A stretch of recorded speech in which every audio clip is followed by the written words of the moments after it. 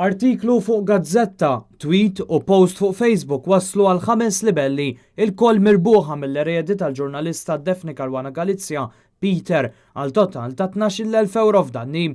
F'kawżi separati Peter Caruana Galizia flimkien mal-avukat Andrew Cardona mid-ditta legali ta' Caruana Galizia rebħu libell kontra l-editur tal-kulħadd tal-Alexander Balzan u ieħor kontra s-segretarju parlamentari Arun Farrugia.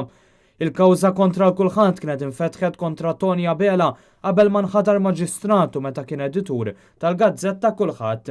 Dan dwar artiklu pubblikat mingħajr isem f'Awwissu tal-2014 li allega li Caruana Galizia u Cardona ħadu xi flus minn kumpanija li ħadet 2 miljun euro f'kuntratti tal-gvern.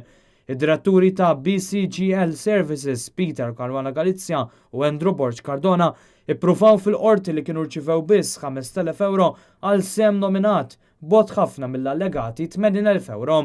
F'kawża relatata Defni Caruana Galizia kienet għamlet libell anke kontra Arun Farrugia illi f'messaġġ fuq Facebook u Twitter reġa' qal li ż-żewġ avukati kienu benefikaw minn kuntratti tal-gvern u għamel xer tal-istorja tal-kulħadd. Fl-awla tal-qorti il-Maġistrat Francesco De Pasquale tas-sentenza tiegħu bagħat messaġġ qawwi dwar li l-medja soċjali qed tkun aktar għodda għal miżinformazzjoni f'idejn dawk b'intenzjoni li jikkawżaw aktar ħsara milli ġid lis-soċjetà.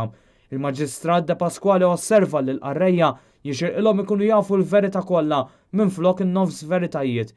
Is-sinċerità u l-onestà tant meħtieġa fil-ġurnaliżmu kienu nieqsa kompletament f'dan il-każ kompla l-Maġistrat b'referenza l-artiklu pubblikat mill-kulħadd. Filwaqt li ddikjara l-5 kitbiet bħala malafamanti, il-qorti ordnat lil Alexander Balzan li issa sostitwixxa lil Tony Abela bħala editur ta' il-kulħadd biex iħallas 6,000 euro għad-danni. Arun Farrugia ordnat iħallas 6,000 euro oħra.